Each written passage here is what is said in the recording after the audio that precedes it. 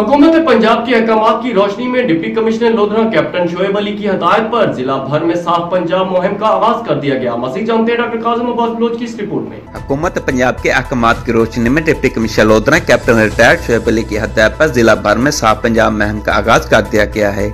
साफ पंजाब मुहिम के सिलसिले में अवामी शऊर उजागर करने के लिए वाक का भी इनकाद किया गया। मुनक्ता वाक की क़यादत deputy commissioner captain retired Shoaib Ali ने की।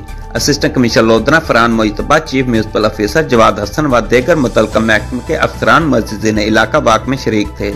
वाक डिप्टी कमिश्नर ऑफिस के गेट से शुरू होकर गौसिया चौक पर इख्तिताम पजीर हुई। इस मौके पर deputy commissioner Lodhran captain retired Shoaib Ali का कहना था कि सफाई मुहिम के लिए शहर को 5 सेक्टर्स में तकसीम किया गया है। अमला सफाई सुबह 5 बजे से 9 बजे तक शहर को मुकम्मल साफ करेंगे। अमला सफाई की मजमूई हाजिरी को भी यकीनी बनाया जाएगा। सफाई मुहिम अगले 4 माह तक जारी रहेगी। सफाई मुहिम के दौरान सफाई सुथराई सैनिटेशन के अमल पर भी खुसूसी फोकस किया जाएगा।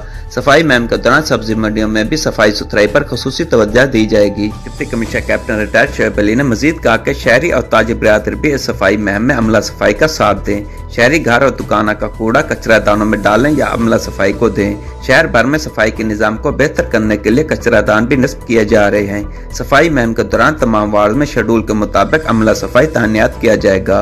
कैमरा टीम के साथ doctor Kazim Abbas Baloch, bureau chief, Raj news, lodhra.